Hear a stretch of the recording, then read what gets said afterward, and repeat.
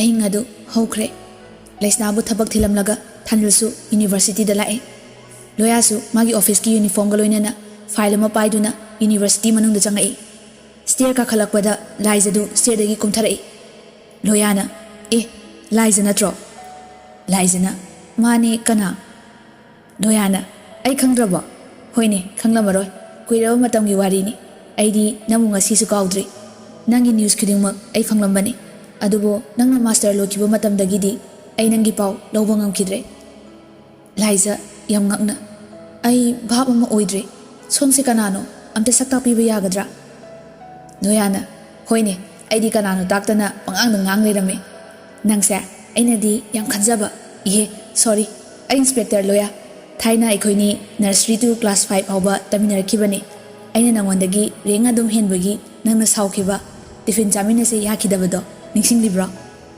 ꯂꯥꯏꯖ ꯌꯥꯝ ꯍꯔꯥꯎꯅ ꯑꯣ ꯑꯩ ꯅꯤꯡꯁꯤꯡꯉꯦ ꯑꯩꯈꯣꯏꯗ ꯃꯌꯥꯝ ꯅꯝꯈꯤꯕ ꯐꯣꯇꯣꯁꯨ ꯂꯩꯔꯤ ꯑꯩꯅ ꯅꯪꯒꯤ ꯃꯤꯡ ꯀꯥꯎꯈꯤꯕꯅꯤ ꯁꯥꯎꯒꯅꯨꯀꯣ ꯁꯣꯔꯤ ꯂꯣꯌꯥꯅ ꯅꯣꯏ ꯀꯦꯟꯇꯤꯟ ꯀꯗꯣꯝꯗ ꯂꯩꯒꯦ ꯆꯥ ꯀꯞ ꯑꯃꯇ ꯊꯛꯃꯤꯟꯅꯕ ꯌꯥꯏꯀꯣ ꯂꯥꯏꯖꯅ ꯌꯥꯏꯌꯦ ꯌꯥꯝ ꯊꯥꯖꯗꯦ ꯉꯁꯤꯒꯤ ꯅꯨꯃꯤꯠꯁꯦ ꯑꯅꯤꯗꯨ ꯌꯨꯅꯤꯚꯔꯁꯤꯇꯤꯒꯤ ꯀꯦꯟꯇꯤꯟꯗ ꯂꯥꯛꯏ ꯂꯣꯌꯥꯅ ꯅꯪ ꯌꯨꯝ ꯄꯥꯜꯂꯕꯣ ꯂꯥꯏꯖꯅ ꯀꯥꯏꯗꯩꯅꯣꯍꯦ ꯄꯥꯟꯗ꯭ꯔꯤ ꯑꯩꯕꯨ ꯃꯧ ꯃꯥꯜꯂꯕꯣ ꯂꯣꯌꯥꯅ ꯏꯍꯦ ꯂꯥꯟꯅ ꯈꯟꯅꯨꯀꯣ ꯕꯣꯏꯐ꯭ꯔꯦꯟꯗꯤ ꯂꯩꯕ꯭ꯔꯥ ꯂꯥꯏꯖꯅ ꯂꯩꯇꯤꯌꯦ ꯁꯤꯡꯒꯜ ꯑꯣꯏꯖꯔꯤ ꯁꯣꯝꯗꯤ ꯂꯣꯌꯥꯅ ꯋꯥꯎ ꯑꯩꯁꯨ ꯁꯤꯡꯒꯜ ꯑꯣꯏꯔꯤ ꯂꯥꯏꯔꯤꯛꯇ ꯍꯣꯠꯅꯔꯤꯉꯩ ꯅꯨꯄꯤ ꯑꯉꯥꯡꯒꯤ ꯋꯥꯈꯜ ꯆꯪꯂꯨꯗ꯭ꯔꯦ ꯑꯗꯨꯕꯨ ꯀꯅꯥꯒꯨꯝꯕꯤ ꯑꯃꯗꯤ ꯀꯥꯎꯕ ꯉꯝꯗꯅ ꯑꯗꯨꯝ ꯅꯤꯡꯁꯤꯡꯗꯨꯅ ꯂꯩꯔꯛꯄꯅꯤ ꯂꯥꯏꯖ ꯇꯞꯅ ꯀꯅꯥꯅꯣ ꯂꯥꯏꯕꯛ ꯐꯕꯤ ꯃꯥꯕꯣ ꯑꯩꯈꯣꯏꯗꯤ ꯈꯪꯕ ꯌꯥꯔꯣꯏꯗ꯭ꯔꯣ ꯂꯣꯌꯥꯅ ꯌꯥꯝ ꯅꯛꯅ ꯑꯩꯒꯤ ꯏꯃꯥꯡꯗ ꯂꯩꯗ ꯄꯥꯈꯪ ꯑꯔꯤꯕꯅꯦꯅ ꯌꯥꯝ ꯏꯀꯥꯏ ꯈꯪꯗꯕ ꯇꯥꯔꯗ꯭ꯔꯥ ꯏꯀꯥꯏꯕ ꯌꯥꯕ ꯃꯇꯝꯁꯨ ꯅꯠꯇ꯭ꯔꯦ ꯗꯥꯏꯔꯦꯛ ꯑꯗꯨꯝ ꯍꯥꯏꯔꯒꯦ ꯂꯥꯏꯖ ꯑꯩꯅ ꯄꯤꯛꯂꯤꯉꯩ ꯃꯇꯝꯗꯒꯤ ꯅꯪꯕꯨ ꯃꯔꯨꯞꯅꯤ ꯈꯟꯅ ꯌꯥꯝꯅ ꯅꯨꯡꯁꯤꯖꯈꯤ ꯑꯗꯨꯕꯨ ꯀ꯭ꯂꯥꯁ 8 ꯑꯗꯥꯏꯗꯒꯤ ꯅꯪꯕꯨ ꯅꯨꯡꯁꯤꯕꯒꯤ ꯏꯍꯨꯜ ꯑꯃ ꯂꯥꯛꯈꯤ ꯅꯪꯒꯤ ꯗꯤꯇꯦꯜꯁ ꯈꯪꯅꯤꯡꯈꯤ ꯀ꯭ꯂꯥꯁ 10 ꯑꯦꯛꯖꯥꯝꯗ ꯅꯪꯅ 5th ꯄꯣꯖꯤꯁꯟ ꯂꯥꯛꯈꯤꯕꯗꯣ ꯑꯩꯁꯨ ꯅ꯭ꯌꯨꯁꯄꯦꯄꯔꯗ ꯎꯏ ꯑꯩ ꯌꯥꯝꯅ ꯍꯔꯥꯎꯈꯤ ꯑꯩꯈꯣꯏꯗꯤ CBSEꯅꯤꯅ ꯑꯗꯨꯝꯕꯗꯣ ꯌꯥꯎꯕ ꯐꯪꯗ꯭ꯔꯦ ꯀ꯭ꯂꯥꯁ 12ꯇꯁꯨ 3rd ꯄꯣꯖꯤꯁꯟ ꯅꯪ ꯇꯥꯈꯤ ꯑꯩ ꯍꯔꯥꯎꯕ ꯍꯦꯟꯅ ꯐꯥꯎꯈꯤ ꯏꯁꯥꯗ ꯊꯣꯛꯄꯒꯨꯝ ꯈꯟꯈꯤ ꯒ꯭ꯔꯦꯖꯨꯑꯦꯁꯟꯗꯁꯨ ꯅꯪ ꯒꯣꯜ ꯃꯦꯗꯂꯤꯁ ꯑꯣꯏꯈꯤ ꯃꯥꯁꯇꯔꯗꯁꯨ ꯅꯪꯒꯤ ꯅ꯭ꯌꯨꯁ ꯈꯛꯇꯅꯤ ꯑꯩꯅ ꯇꯥꯈꯤꯕ ꯎꯅꯕꯗꯤ ꯐꯪꯈꯤꯗꯦ ꯉꯁꯤꯒꯤ ꯅꯨꯃꯤꯠꯁꯦ ꯑꯁꯨꯝꯅ ꯑꯣꯏꯔꯛꯀꯅꯤ ꯊꯥꯖꯔꯨꯗꯦ ꯂꯥꯏꯖ ꯍꯥꯏꯅꯤꯡꯕ ꯉꯥꯡꯅꯤꯡꯕ ꯐꯨꯝꯗꯨꯅ ꯊꯃꯣꯏꯗ ꯂꯩꯔꯛꯄ ꯋꯥꯔꯤꯁꯤꯡꯁꯦ ꯉꯁꯤꯗꯤ ꯅꯐꯝꯗ ꯍꯥꯏꯗꯣꯛꯂꯦ ꯏꯁꯥꯁꯦ ꯌꯥꯡꯕꯒꯨꯝ ꯇꯧꯏ ꯑꯗꯨꯕꯨ ꯅꯪꯒꯤ ꯄꯥꯎꯈꯨꯝ ꯑꯃꯇꯪ ꯂꯥꯏꯖ ꯏꯀꯥꯏ ꯅꯨꯡꯁꯤ ꯌꯥꯅꯔꯦ ꯂꯣꯌꯥꯅ ꯍꯥꯏꯔꯤꯕ ꯋꯥꯍꯩꯁꯤꯡꯗꯨ ꯇꯥꯔꯨꯔꯒ ꯄꯤꯂꯨ ꯄꯤꯔꯥ ꯆꯦꯜꯂꯛꯏ ꯍꯥꯏꯐꯝ ꯈꯪꯗꯅ ꯅꯨꯡꯉꯥꯏꯕꯁꯨ ꯐꯥꯎꯔꯝꯃꯤ ꯂꯥꯏꯖ ꯇꯞꯅ ꯂꯣꯌꯥ ꯑꯩꯁꯨ ꯅꯪꯕꯨ ꯈꯟꯈꯤꯗꯕꯗꯤ ꯅꯠꯇꯦ ꯃꯔꯛ ꯃꯔꯛꯇ ꯅꯪꯕꯨ ꯀꯔꯥꯏꯗ ꯂꯩꯔꯝꯒꯅꯤ ꯃꯤꯡꯁꯨ ꯀꯥꯎꯈꯤꯕꯅ ꯑꯩ ꯑꯗꯨꯝ ꯂꯥꯞꯊꯣꯛꯈꯤꯕꯅꯤ ꯉꯁꯤꯗꯤ ꯑꯩ ꯌꯥꯝꯅ ꯅꯨꯡꯉꯥꯏꯕ ꯐꯥꯎꯏ ꯑꯁꯨꯝꯅ ꯑꯃꯨꯛꯇꯁꯨ ꯐꯥꯎꯈꯤꯗ꯭ꯔꯤ ꯑꯩꯁꯨ ꯅꯪꯕꯨ ꯅꯨꯡꯁꯤꯌꯦ ꯇꯟꯖꯥꯗꯨꯗ ꯋꯦꯇꯔ ꯆꯪꯉꯛꯏ ꯆꯥꯁꯦ ꯊꯝꯖꯔꯝꯃꯒꯦ ꯂꯣꯌꯥꯅ ꯏꯍꯦ ꯊꯅꯝꯃꯣ ꯑꯔꯤꯕ ꯑꯔꯤꯕꯤꯒꯤ ꯋꯥꯔꯤꯁꯦ ꯂꯨꯝꯃꯒ ꯇꯥꯔꯝꯃꯤꯔꯥ ꯋꯦꯇꯔꯗꯨꯅ ꯇꯥꯍꯧꯗꯦꯗ ꯁꯥꯔ ꯑꯗꯣ ꯖꯨꯔꯥꯗꯤ ꯆꯥꯅꯩꯀꯣ ꯂꯣꯌꯥꯅ ꯀꯔꯤꯅꯣꯅꯦ ꯉꯁꯤꯗꯤ ꯄꯥꯈꯪ ꯈꯪꯐꯥ ꯐꯥꯔꯛꯄꯒꯨꯝ ꯇꯧꯏ ꯅꯪꯒꯤ ꯅꯝꯕꯔꯗꯣ ꯑꯝꯇ ꯁꯠ ꯄꯤꯁꯜꯂꯛꯑꯣ ꯏꯀꯥꯏꯅꯕꯩ ꯃꯇꯝ ꯅꯠꯇ꯭ꯔꯦ ꯂꯥꯏꯖꯅ ꯑꯩꯗꯤ ꯏꯀꯥꯏꯕ ꯐꯥꯎꯏ ꯂꯩꯁꯥꯕꯤꯅꯤ ꯂꯤꯖꯔꯁꯨ ꯅꯝꯕꯔ ꯍꯥꯏꯔꯛꯀꯦꯁꯦ ꯂꯣꯌꯥꯅ ꯁꯤ ꯑꯣꯏꯔꯗꯤ ꯑꯩꯈꯣꯏꯁꯨ ꯔꯣꯃꯥꯟꯁ ꯀꯥꯏꯗꯣ ꯇꯧꯕ ꯌꯥꯔꯦꯗꯅ ꯂꯥꯏꯖꯅ ꯌꯥꯝ ꯄꯛꯇꯤ ꯆꯤꯔꯥꯏꯗꯨꯒ ꯑꯗꯣ ꯁꯤꯗꯕꯨ ꯀꯩꯗꯧꯕ ꯂꯥꯛꯄꯅꯣ ꯂꯣꯌꯥꯅ ꯆꯤꯔꯥꯏꯁꯤꯗꯤ ꯇꯥꯡꯕ ꯅꯠꯇꯦ ꯑꯃꯨꯛ ꯂꯥꯟꯅ ꯈꯟꯅꯤ ꯇꯨꯄꯤ ꯇꯣꯏꯅ ꯎꯞꯄꯒꯤꯅꯤ ꯑꯩꯅ ꯁꯤꯗ ꯂꯥꯛꯏꯁꯦ ꯂꯥꯏꯅ ꯅꯪ ꯊꯦꯡꯅꯔꯨꯔꯣꯅ ꯊꯥꯔꯛꯄꯒꯤꯅꯤ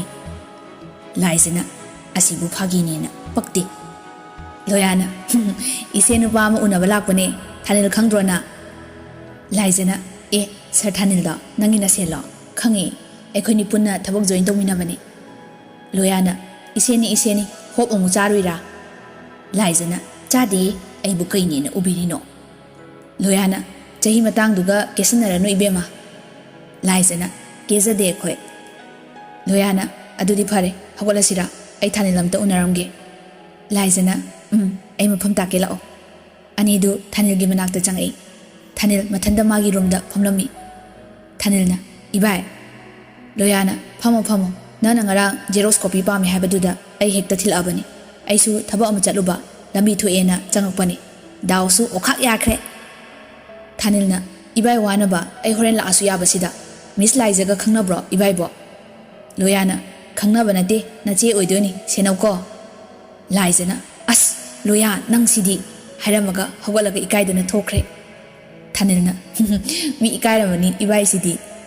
Loyana, Hey, Mi Nate, Natini Haraga, Ikairamoida, Asukli Rasibu. Tanilna, Ibai Sima, Kangnaba Gam Quiragi Ibai. Loyana, Kangnabadi Quire Hey, no in a pok to Naidini Ibo, Ado Nushinabadi, Unkai Pari. Tanilna, Ibagi Wata Sidia, Kibukiko, no Meganam Laga, Nushi Hayali Raba. Loyana, Hey, Nabaya Dumba Minati, Nupianganga, forced of the Kokoi. Tanilna, Hoida, Kangi de Ibadi, Gandhi, Hundo Ose. Loyana, Hey, Hector Homasira. Tanilna, Yaine, Kawaida. Loyana, what is Nungari, Ibai Mohalage, Nateda Chalagi Haram Kige. Tanilna, Hoibai, Icheda Pau Haram Duinina, Nasenti Doctreco. Loyado, Liza the Chalagi Haram Laga, Gari to Doctor Natore. Loyana, Asibu Towana Trene. My Sibu, Mayamba Lobala Izala. Where money, Koromaro, Saktas in Ushidi. Punkai Mukimatunda, Liza Su, University de Gitorei. Tobana, Horn Konaga. Sauriba.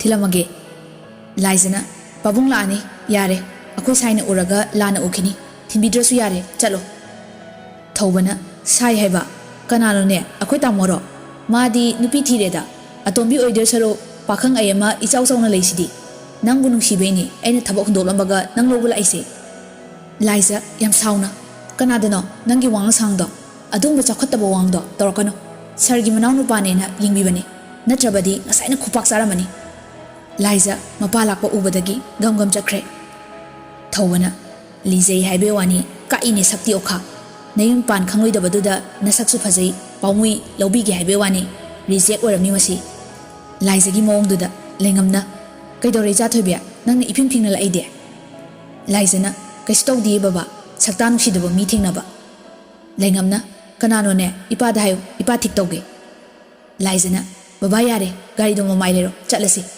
I pau nungaiba tambido lei horen lengamna garidu mamai leiraga thorami Liza yum yoraduna phi hongba loraga mapai manak lai Lizana baba ai kenom haige haido baba da haige tawbani lengamna hayune kai leire cha thoibe Lizana baba ai mi ma khangnare ekhogi agang oiringe laik tamina rakhiba engondagi renga dum helena aina haibado adudo lengamna kamaina Pay, Nasana Bupamnadi, Kadai de Gino, Canano Haidudi, Ipada Hiramo. Lizana, Baba, Kasampata Gini, Mamingna, Loyakawi, Infal Wesky, Inspector Ni. Lengamna, O, Narang Kabarda, Inspector Loyana, ex-Minister Ramdon, Haki Badunini. Lizana, Hoi Baba. Lengamna, Pay, Ramdon Dusu, Paulum Pulumputaba, Quirabani, Equina Tinarubaga, Kedorudoino Haina, Laito Ubani. Ipasu henga chitanga redana pension phangdoise Lizana baba chalo lake cha thakse lengamna hoi loluro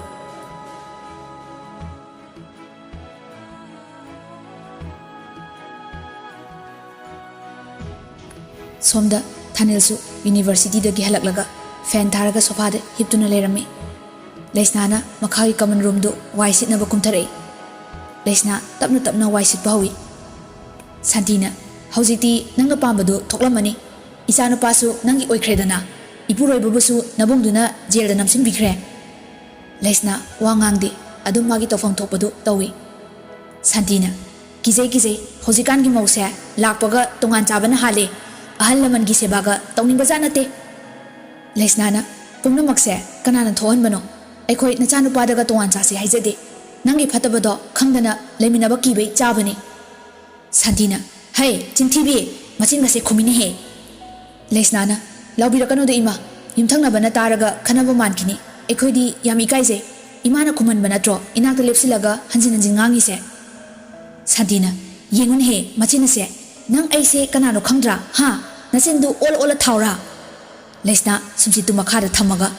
O, Aise Karinena Ubirage, Nahansu, Imaisida, Kubana Tabiba. Nanam Chatuga Hiredi, Nasamdo, Kudangi like Haigadabani, Ahana Moibagi, Wangangune. Santi, Sauraduna, Lesnada Tonsilaga, Pugetawi.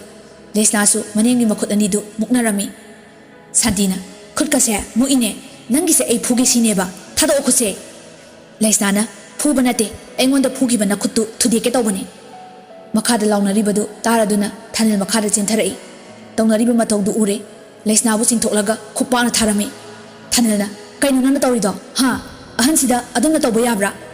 ꯂꯩꯁꯅꯥ ꯀꯞꯂꯒ ꯃꯊꯛꯇ ꯆꯦꯟꯈꯠꯈ꯭ꯔꯦ꯫ ꯁꯥꯟꯇꯤꯅ ꯍꯔꯦ ꯍꯔꯦ, ꯉꯝꯃꯤꯅꯦꯍꯦ ꯅꯪꯒꯤ ꯅꯨꯄꯤꯁꯦ, ꯃꯅꯦꯝ ꯑꯩꯕꯨ ꯐꯨꯒꯦ ꯇꯧꯏꯅꯦ, ꯏꯃꯥ ꯏꯕꯦꯝꯃ꯫ ꯊꯥꯅꯤꯜꯅ ꯏꯃꯥꯁꯨ ꯍꯦꯟꯃꯜꯂꯤ, ꯉꯔꯥꯡ ꯅꯍꯥꯟꯗꯒꯤ ꯏꯃꯥꯅ ꯕꯦꯝꯗ ꯌꯦꯡꯂꯤꯕ ꯃꯤꯠꯌꯦꯡꯗꯣ ꯑꯩꯁꯨ ꯂꯣꯏꯅ ꯈꯪꯕꯖꯥꯠꯅꯤ꯫ ꯑꯍꯟ ꯑꯣꯏꯔꯗꯤ ꯈꯔ ꯂꯦꯝꯕ ꯇꯝꯁꯦ, ꯕꯦꯝꯅ ꯄꯥꯕꯨꯡꯕꯨ ꯖꯦꯜꯗ ꯊꯝꯂꯨꯕ꯭ꯔꯣ?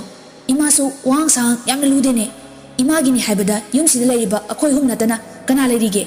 ꯑꯩ ꯋꯥ ꯌꯥꯝꯅ ꯉꯥꯡꯅꯤꯡꯗꯦ, ꯈꯤꯇꯪ ꯍꯥꯏꯕꯗ ꯈꯪꯅꯁꯦ꯫ ꯊꯥꯅꯤꯜ ꯑꯗꯨ ꯍꯥꯏꯔꯝꯂꯒ ꯃꯊꯛꯇ ꯀꯥꯈꯠꯂꯛꯏ꯫ ꯂꯩꯁꯅꯥ ꯐꯃꯨꯡꯗ ꯀꯞꯇꯨꯅ ꯂꯩ꯫ ꯊꯥꯅꯤꯜꯁꯨ ꯀꯩ ꯍꯥꯏꯗꯣꯏꯅꯣ ꯈꯪꯗ꯭ꯔꯦ, ꯇꯞꯅ ꯂꯩꯁꯅꯥꯒꯤ ꯃꯅꯥꯛꯇ ꯐꯝꯃꯤ꯫ ꯂꯩꯁꯅꯥꯒꯤ ꯈꯨꯠꯇꯨ ꯇꯞꯅ ꯄꯥꯏꯁꯤꯜꯂꯤ꯫ ꯂꯩꯁꯅꯥ ꯃꯈꯨꯠꯇꯨ ꯂꯧꯊꯣꯛꯂꯒ ꯇꯥꯁꯤꯟꯖꯩ꯫ ꯊꯥꯅꯤꯜꯅ ꯕꯦꯝ, ꯑꯩ ꯅꯪ ꯂꯥꯜꯂꯝꯃꯣꯏ ꯍꯥꯏꯕ ꯑꯩ ꯈꯪꯉꯤ, ꯐꯠꯇ꯭ꯔꯕꯁꯨ ꯃꯍꯥꯛꯁꯦ ꯑꯩꯈꯣꯏꯒꯤꯗꯤ ꯑꯍꯟꯅꯤ, ꯏꯃꯥꯅꯤ꯫ ꯅꯪ ꯏꯃꯥꯒ ꯐꯨꯅꯕ ꯃꯨꯛꯅꯕꯗꯣ ꯇꯧꯍꯩꯗꯦ꯫ ꯅꯪꯗꯤ ꯒ꯭ꯌꯥꯟ ꯇꯥꯕꯤ, ꯊꯛꯁꯤ ꯈꯥꯁꯤ ꯈꯪꯕꯤ ꯅꯨꯄꯤꯅꯤ ꯍꯥꯏꯅ ꯑꯩꯅ ꯂꯧꯏ꯫ ꯑꯩꯅ ꯐꯨꯔꯤꯕꯗꯣ ꯑꯇꯩꯒꯤ ꯅꯠꯇꯦ, ꯏꯃꯥꯒ ꯅꯪꯒꯅ ꯇꯧꯔꯤꯕ ꯃꯑꯣꯡꯗꯣ, ꯅꯪꯗꯤ ꯑꯉꯥꯡꯅꯤ, ꯑꯩꯒꯤ ꯅꯨꯄꯤꯅꯤ, ꯀꯔꯤꯁꯨ ꯈꯜꯂꯣꯏ ꯍꯥꯏꯅ ꯇꯧꯗ ꯌꯥꯗꯕꯒꯤ ꯇꯧꯈꯤꯕꯅꯤ꯫ ꯅꯪ ꯑꯩꯉꯣꯟꯗ ꯋꯥꯔꯧꯔꯕꯣ? ꯂꯩꯁꯅꯥ ꯀꯞꯂꯒ ꯇꯥꯃꯣ, ꯑꯩꯗꯤ ꯊꯛꯁꯤ ꯈꯥꯁꯤ ꯈꯪꯗꯕꯤ, ꯃꯤꯒꯤ ꯏꯃꯨꯡ ꯀꯥꯏꯅꯕ ꯁꯤꯟꯕꯤ ꯐꯠꯇꯕꯤ ꯅꯨꯄꯤꯅꯤ꯫ ꯑꯩ ꯌꯨꯝꯁꯤꯒꯤ ꯃꯧ ꯑꯣꯏꯕꯗ ꯃꯇꯤꯛ ꯌꯥꯝꯅ ꯆꯥꯗꯤꯌꯦ꯫ ꯊꯥꯅꯤꯜꯅ ꯏꯍꯦ, ꯑꯩꯅ ꯍꯥꯏꯁꯦ ꯅꯪ ꯈꯖꯤꯛꯇ ꯒ꯭ꯌꯥꯟ ꯇꯥꯎꯕ ꯕꯦꯝ, ꯅꯪꯁꯨ ꯒ꯭ꯌꯥꯟ ꯇꯥꯁꯤꯜꯂꯛꯇ꯭ꯔꯗꯤ ꯑꯩ ꯁꯤꯈ꯭ꯔꯣ ꯍꯥꯏꯕ꯭ꯔꯣ? ꯌꯨꯝꯁꯦ ꯁꯨꯝ ꯈꯠꯅꯗꯅ ꯂꯥꯎꯅꯗꯅ ꯂꯩꯕꯗꯣ ꯂꯩꯀꯥꯏ ꯃꯃꯥꯡꯗ ꯏꯀꯥꯏꯌꯦ꯫ ꯂꯩꯁꯅꯥ ꯈꯨꯝꯗ꯭ꯔꯦ, ꯊꯃꯣꯏ ꯄꯦꯟꯅ ꯍꯤꯛ ꯍꯤꯛ ꯂꯥꯎꯅ ꯀꯞꯂꯤ꯫ ꯊꯥꯅꯤꯜꯁꯨ ꯐꯨꯛ ꯍꯧꯒꯠꯂꯒ ꯊꯣꯛꯈ꯭ꯔꯦ꯫ ꯂꯩꯁꯅꯥꯅ ꯇꯥꯃꯣ, ꯀꯔꯤꯒꯤꯅꯣ ꯑꯩꯕꯨ ꯑꯁꯨꯛ ꯁꯣꯟꯊꯍꯜꯂꯤꯕ, ꯊꯧꯅꯥ ꯂꯩꯍꯟꯗ꯭ꯔꯤꯕꯁꯦ? ꯃꯁꯤꯕꯨ ꯅꯪꯕꯨ ꯅꯨꯡꯁꯤꯔꯨꯕꯒꯤꯔ? ꯊꯧꯅꯥ ꯐꯅ ꯂꯩꯔꯝꯕꯅꯤ, ꯑꯗꯨꯕꯨ ꯅꯪꯅ ꯑꯩꯒꯤ ꯊꯧꯅꯥ ꯄꯨꯝꯕ ꯁꯣꯟꯊꯍꯜꯂꯤ꯫ ꯑꯩꯁꯨ ꯈꯪꯉꯤ ꯅꯪꯅ ꯑꯩꯕꯨ ꯅꯨꯡꯁꯤꯕꯤꯕ, ꯃꯁꯤꯔꯥ ꯄꯨꯟꯁꯤ ꯍꯥꯏꯕꯗꯣ? ꯆꯩꯊꯦꯡꯗꯨꯒꯤ ꯆꯩꯅꯥꯈꯣꯠ ꯄꯣꯛꯇ꯭ꯔꯤꯉꯩ ꯊꯃꯣꯏꯗ ꯆꯩꯅꯥ ꯍꯦꯟꯅ ꯍꯥꯞꯀꯠꯂꯛꯑꯦ꯫ ꯂꯃꯟ ꯈꯨꯝꯅꯤꯡꯕꯒꯤ ꯃꯩꯆꯥꯛ ꯑꯁꯦ ꯇꯥꯃꯣꯅ ꯀꯔꯤꯒꯤꯅꯣ ꯃꯨꯠꯊꯠꯄꯤꯒꯦ ꯈꯜꯂꯤꯕ? ꯑꯩꯒꯤ ꯊꯧꯅꯥ ꯄꯨꯝꯕ ꯃꯥꯡꯁꯤꯜꯂꯛꯄꯒꯨꯝ ꯇꯧꯔꯦ꯫ ꯑꯩ ꯍꯧꯖꯤꯛ ꯀꯔꯤ ꯇꯧ ꯍꯥꯏꯕꯅꯣ? ꯇꯥꯃꯣꯒꯤ ꯇꯨꯡ ꯏꯟꯗꯨꯅ ꯑꯅꯧꯕ ꯄꯨꯟꯁꯤ ꯑꯃ ꯍꯧꯔꯣ ꯍꯥꯏꯕ꯭ꯔꯣ? ꯃꯗꯨꯗꯤ ꯑꯩ ꯉꯝꯂꯣꯏꯌꯦ꯫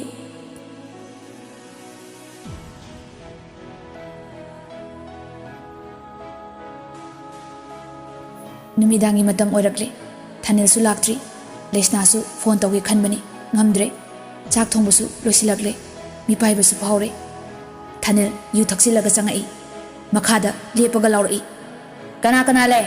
ꯂꯣꯏꯅ ꯊꯣꯔꯛꯑꯣ꯫ ꯃꯁꯤ ꯅꯠꯇ꯭ꯔꯥ ꯅꯣꯏꯅ ꯄꯥꯝꯃꯤꯁꯦ? ꯑꯩꯒꯤ ꯑꯋꯥꯕꯁꯦ ꯃꯁꯤꯅ ꯀꯣꯛꯍꯟꯕ꯭ꯔꯥ ꯌꯦꯡꯒꯦ꯫ ꯌꯨ ꯊꯛꯇꯕ ꯑꯩꯅ ꯉꯁꯤ ꯌꯨ ꯊꯛꯂꯛꯏꯁꯦ, ꯑꯩꯒꯤ ꯊꯃꯣꯏꯁꯦ ꯀꯌꯥꯝ ꯋꯥꯔꯝꯒꯅꯤ ꯅꯣꯏ ꯈꯪꯗꯦ꯫ ꯁꯥꯟꯇꯤꯒ ꯊꯧꯕꯒ ꯊꯣꯔꯛꯏ꯫ ꯁꯥꯟꯇꯤꯅ ꯏꯕꯨꯡ ꯑꯆꯧꯕ, ꯀꯔꯤꯅꯣ ꯅꯪꯅ ꯇꯧꯔꯤꯁꯦ? ꯌꯨ ꯑꯃꯨꯛꯇꯁꯨ ꯊꯛꯇꯕ ꯅꯪꯅ ꯀꯅꯥꯅ ꯄꯤꯊꯛꯂꯛꯏꯅꯣ? ꯊꯥꯅꯤꯜ ꯃꯔꯣꯟ ꯐꯥꯏꯔꯒ ꯄꯤꯊꯛꯂꯛꯄ ꯅꯠꯇꯦ, ꯊꯛꯂꯨꯕꯅꯦ ꯏꯃꯥ꯫ ꯍꯣ ꯏꯃꯥ, ꯅꯪꯅ ꯑꯁꯨꯛ ꯐꯠꯇ꯭ꯔꯤꯁꯦ ꯀꯔꯤꯒꯤꯅꯣ? ꯄꯥꯕꯨꯡꯅ ꯐꯠꯇꯕ ꯊꯕꯛ ꯇꯧꯔꯒ ꯅꯪꯅ ꯅꯣꯡꯃꯇ ꯇꯧꯅꯨ ꯍꯥꯏꯗꯦ, ꯍꯦꯟꯅ ꯑꯗꯨꯝ ꯃꯇꯦꯡ ꯄꯥꯡꯁꯤꯜꯂꯤ꯫ ꯍꯧꯖꯤꯛꯅ ꯖꯦꯜ ꯌꯧꯔꯕ ꯃꯇꯝꯁꯤꯗ ꯑꯎꯕ ꯈꯣꯡꯗꯅ ꯆꯤꯛꯑꯦ꯫ ꯃꯁꯤꯕꯨ ꯍꯧꯅꯕ꯭ꯔꯣ? ꯁꯤꯕꯨ ꯃꯃꯥ ꯑꯃꯒꯤ ꯂꯤꯆꯠꯂꯣ? ꯍꯌꯦꯡꯋꯥꯏ ꯅꯥꯔꯒ ꯀꯅꯥꯅ ꯏꯃꯥꯒꯤ ꯁꯦꯕꯥ ꯇꯧꯕꯤꯅꯤ?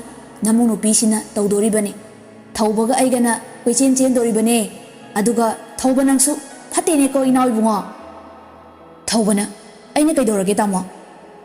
ꯊꯥꯅꯤꯜꯅ ꯑꯩꯅ ꯀꯩꯗꯧꯔꯒꯦ ꯍꯥꯏꯕ ꯉꯝꯃꯤꯅꯦ ꯃꯆꯤꯟ ꯑꯁꯤꯅ꯫ ꯅꯪ ꯑꯩꯒꯤ ꯏꯅꯥꯎꯅꯦ, ꯑꯩꯒꯤ ꯏꯔꯦꯡꯐꯥꯛꯀꯤ ꯏꯅꯥꯎ꯫ ꯐꯅ ꯁꯥꯎꯔꯁꯨ ꯑꯩ ꯅꯪꯕꯨ ꯅꯨꯡꯁꯤꯅꯦ꯫ ꯅꯪꯁꯨ ꯃꯃꯥ ꯃꯄꯥ ꯐꯠꯇꯕ ꯆꯞ ꯆꯥꯅ ꯂꯧꯏꯅꯦ꯫ ꯅꯪꯅ ꯅꯨꯄꯤꯁꯤꯡꯗ ꯁꯥꯟꯅꯈꯤꯕ, ꯅꯨꯄꯤꯒꯤ ꯏꯖꯠꯄꯨ ꯀꯩꯁꯨ ꯂꯩꯇꯅ ꯈꯟꯈꯤꯕ ꯑꯩ ꯈꯪꯉꯣꯏ ꯍꯥꯏꯅ ꯈꯟꯕ꯭ꯔꯣ? ꯅꯨꯄꯤꯅ ꯌꯨꯝꯁꯤꯗ ꯃꯤꯔꯣꯜꯂꯦ ꯂꯧꯁꯟꯕꯤꯔꯣ ꯍꯥꯏꯔꯐꯥꯎ ꯅꯪ ꯑꯃꯗꯤ ꯏꯃꯥ ꯄꯥꯕꯨꯡꯁꯨ ꯌꯥꯎꯅ ꯀꯔꯦꯝꯅꯕꯤꯈꯤꯕ, ꯃꯕꯨꯛꯇ ꯌꯥꯎꯔꯤꯕ ꯃꯆꯥꯕꯨꯁꯨ ꯍꯥꯠꯇꯣꯛꯄ ꯉꯝꯕ, ꯑꯗꯨꯗꯁꯨ ꯅꯠꯇꯅ ꯅꯨꯄꯤꯗꯨꯒꯤ ꯃꯄꯥꯗꯨꯕꯨꯁꯨ ꯐꯖꯗꯕ ꯋꯥꯍꯩ ꯋꯥꯇꯥ ꯀꯌꯥ ꯍꯥꯏꯖꯤꯟꯗꯨꯅ ꯕꯤꯄꯤꯒꯤ ꯄꯦꯁꯦꯟ ꯑꯣꯏꯖꯔꯤꯕꯗꯣ ꯈꯨꯗꯛꯇ ꯁ꯭ꯇ꯭ꯔꯣꯛ ꯇꯧꯗꯨꯅ ꯍꯥꯠꯂꯦꯗꯅ꯫ ꯃꯁꯤꯕꯨ ꯑꯩꯒꯤ ꯏꯃꯥ ꯏꯄꯥ ꯏꯅꯥꯎꯔꯣ?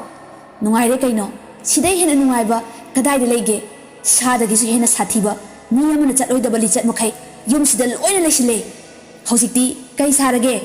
ꯏꯖꯠꯁꯨ ꯃꯥꯡꯉꯦ, ꯏꯄꯥꯁꯨ ꯖꯦꯜꯗ꯫ ꯃꯁꯦ ꯑꯩꯈꯣꯏꯅ ꯇꯧꯔꯨꯕꯗꯨꯒꯤ ꯀꯔꯃꯅꯦ꯫ ꯁꯥꯟꯇꯤ ꯑꯃꯗꯤ ꯊꯧꯕ wangang tumina lay.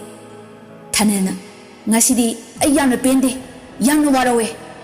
Lesna su taraduna hatu chenthare. Lesna na kaino tawbiridubo moi tamo la o ka da changlasi. Thanilna hey aduga nangsu phatre khanglaba ima siga manaraga nangsu phatabi olagi khalabo oiro noi loina amaga setana chanaro lekai mamangda launaro phunaro hatnaro kumai oina yenghalo. Lesna na yarise khara ngangladi lakpiro kaidoboge. Thanilna ngangkhini ai noi loina pelaba natra ai yumsida su lairaro noi loina nungai horo jungle da leiba sababa nakhoi gi sumaina toromoy. Lesna na chinglaga Thanilbu mathakta pukhaikre. Santina karino mana nganglamliba mayamsina kadai dagi pau singno taramlibasina thobana kanana mu lirakliba warino langlena natana kanana su oiroi tamuna kamaina langlen ga thingnariba haukraba wari singasi nahona na irang sagalise kaigino khoi tamosina.